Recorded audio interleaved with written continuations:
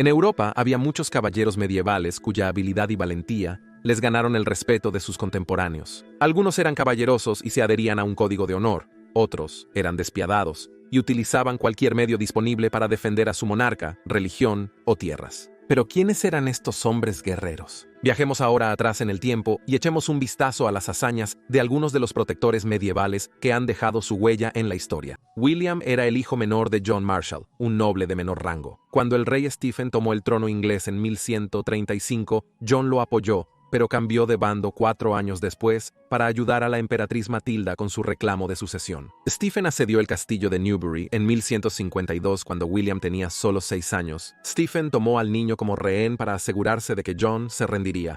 Pero incluso después de amenazar con colgar al niño, John se negó a ceder, diciendo, cito, «Todavía tengo el martillo y el yunque con los que forjar más y mejores hijos». William fue finalmente liberado meses después del final de la Guerra Civil, con el conocimiento de que la única persona en la que podía confiar era él mismo. A los 12 años, William fue a Francia para su entrenamiento de caballero. Aprendió la habilidad de justar en torneos, ganando más de 500 combates, y sirvió en el hogar de la reina Eleanor de Aquitania, donde su reputación de caballerosidad creció. En 1170, el rey Henry II de Inglaterra nombró a William tutor de armas para su hijo Henry, el joven rey. Cuando el chico se volvió contra su padre y luego contra su hermano Richard, el corazón de león, William permaneció neutral durante las peleas internas de la familia Plantagenet e intentó mantener unidos a los parientes en guerra. En su lecho de muerte, el joven Henry le pidió a William que emprendiera una cruzada a Jerusalén. William pasó 2 años en Tierra Santa y juró unirse a los caballeros templarios. Para 1189 Richard era rey, y William fue nombrado Lord Protector un año después cuando Richard se fue a una cruzada. En 1215 William ayudó a negociar los términos de la Magna Carta, que esencialmente era un tratado de paz entre el rey John y un grupo de varones rebeldes. Luego, se le volvió a dar el papel de rey de facto en 1216 cuando el rey John murió, y su hijo Henry III todavía era solo un infante. William, quien sirvió a 5 reyes, murió tranquilamente a los 72 años en 1219 y fue sepultado en la iglesia del Templo, Londres. Había vivido una vida exitosa como guerrero, justador, pacificador y rey suplente. No es de extrañar que fuera la inspiración para ser Lancelot en las leyendas artúricas. Fue descrito por el cardenal inglés del siglo XIII Stephen Langert como el mejor caballero que jamás haya vivido. Vladislao III. Vladislao se convirtió en rey de Polonia a la edad de solo 10 años después de que su padre, Vladislao II, muriera en el 48 año de su reinado. El rey niño estaba rodeado por un grupo de asesores que incluía al poderoso cardenal Olesnicki, quien tenía su propia agenda y quería seguir disfrutando de su alto estatus en la corte. Comenzó una conspiración entre los nobles polacos para destronar al joven rey y colocar a Frederick de Brandenburg en su lugar. Estaba comprometido con la princesa Hedwig, hermanastra de Vladislao, quien se consideraba con derecho al trono. El plan fracasó cuando Hedwig murió, y hubo rumores de que había sido envenenada por la madre de Vladislao, la reina Sofía. A Vladislao, a los 16 años en 1440, se le propuso la corona de Hungría tras la muerte del rey Alberto II sin heredero. Aceptar pondría a Vladislao en una situación delicada, pues Elizabeth, la viuda de Alberto, buscaba conservar el trono para su hijo por nacer. Además, parte de la nobleza polaca se oponía a que Vladislao fuera rey de ambos países y Hungría estaba amenazada por el Imperio Otomano. Sin embargo,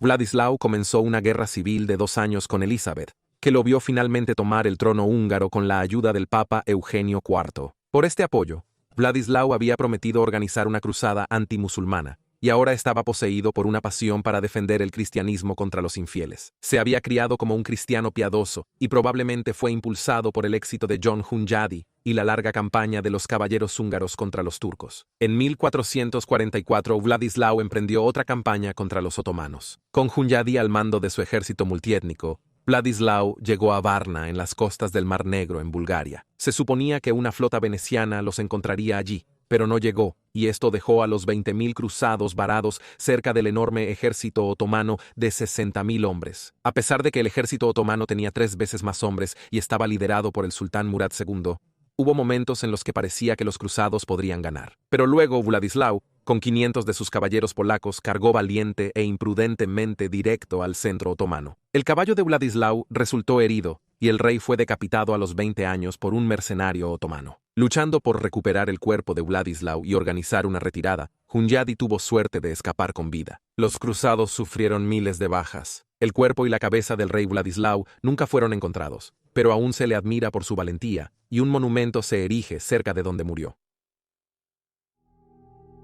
El Black Douglas, Sir James Douglas, era un señor escocés. Su padre, Sir William, fue un fiel seguidor de William Wallace durante los primeros días de la Primera Guerra de Independencia de Escocia, que tuvo lugar a finales del siglo XIII y principios del XIV. Nacido cerca de 1286, Douglas se alió con el rey de los escoceses, Robert de Bruce, en su batalla contra Eduardo II de Inglaterra, asistiendo a mantener al enemigo en el sur, mientras Bruce hacía campaña en el norte. Con una de sus incursiones, es fácil ver cómo obtuvo su temible reputación por su crueldad y su apodo, el Negro. Las fuerzas inglesas ocuparon el castillo de Douglas, su hogar ancestral. El Domingo de Ramos de 1308, Douglas tomó un pequeño grupo de hombres y se infiltró en la zona bajo la cobertura del bosque de Selkirk. Se escondieron mientras la guarnición inglesa salía para la iglesia, y luego los emboscaron cuando estaban saliendo. Douglas y sus hombres llevaron a sus prisioneros al sótano donde fueron decapitados. Después de reventar las barricas de vino, los cuerpos se amontonaron encima y se prendieron fuego. Antes de abandonar el castillo, Douglas ordenó que los pozos fueran envenenados con las carcasas de caballos muertos y sal. Este evento se volvió legendario y se conoció como la despensa de Douglas. En otra ocasión,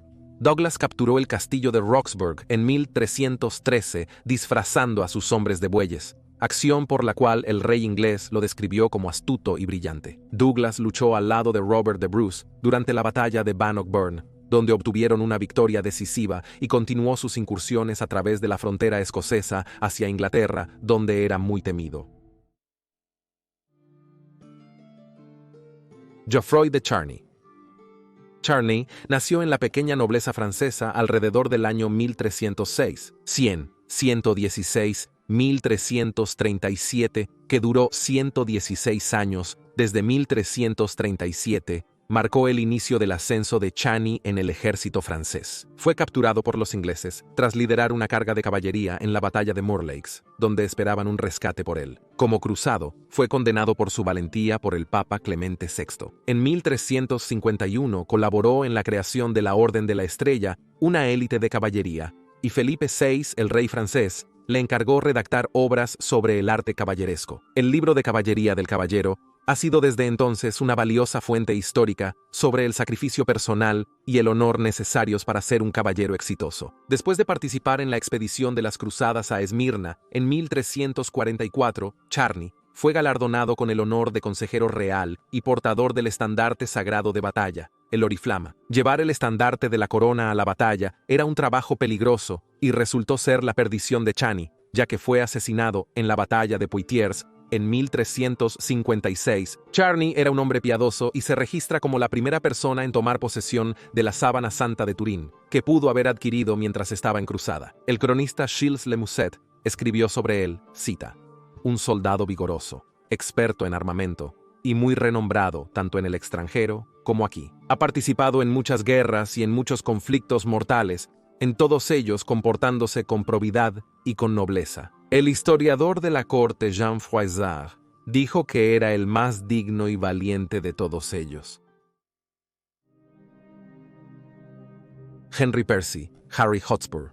Al igual que muchos de sus pares, Harry Percy comenzó su carrera caballeresca bastante joven. Tenía solo 13 años cuando fue nombrado caballero y participaba en batallas desde los 14 años. Nació en el norte de Inglaterra, en la poderosa familia Percy, quienes eran los condes de Northumberland y feroces defensores de Inglaterra desde su hogar en la frontera escocesa. Percy tenía solo 20 años cuando fue nombrado guardián de la Marcha Este en 1384 y viajó con el rey Ricardo II en su expedición a Escocia un año después. Allí, debido a su rapidez en avanzar y su disposición para atacar, los escoceses le dieron el nombre de Hotspur. A los 22 años lideró incursiones en Picardía, Francia, para reforzar la guarnición inglesa en Calais. Apenas a los 24 años fue nombrado caballero de la Orden de la Jarretera por su servicio y teniente del Ducado de Aquitania.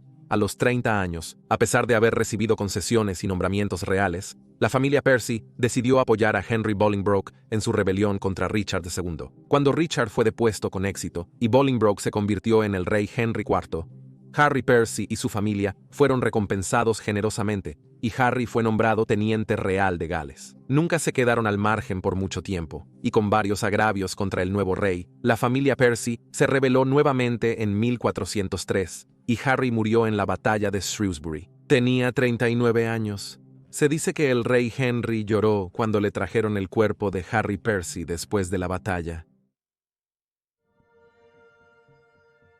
Götz von Berlichingen. Gottfried von Berlichingen nació en la nobleza alemana alrededor de 1480. Comenzó su servicio militar para Frederick I Margrave de Brandenburg, Ansbach, en 1497 con solo 17 años. Al año siguiente luchó por el Sacro Emperador Romano Maximiliano I en Francia y Brabante, así como en la Guerra Suaba en 1499. Fue durante esta guerra que Berlichingen fue invitado a rendirse por un general suabo e hizo la famosa respuesta, que se traduce como una frase que se conoció como el saludo suavo en su honor. Para 1500 había formado un grupo de mercenarios y trabajó para una sucesión de margraves, barones y duques. Durante la 1504 Berlichingen y sus mercenarios lucharon por Alberto IV, duque de Baviera. El fuego de cañón golpeó la espada de Berlichingen y la hundió profundamente en su brazo. Tuvo que ser amputada su mano y muñeca. Decidido a que la lesión no obstaculizara su carrera de lucha, encargó a un herrero local que hiciera una mano prostética de hierro capaz de sostener una espada. Se le conoció como Götz de la mano de hierro, y continuó luchando en diversas campañas militares, incluyendo la Guerra de los Campesinos Alemanes. A pesar de su discapacidad, Berlichingen luchó en muchas disputas. Al menos 15 se pelearon en su propio nombre, y otras fueron para ayudar a sus amigos en ciudades como Colonia, Ulm y Augsburgo. Una incluso fue contra el obispo de Bamberg. Berlichingen dejó una autobiografía en la que relató sus hazañas durante una larga carrera militar que duró 47 años.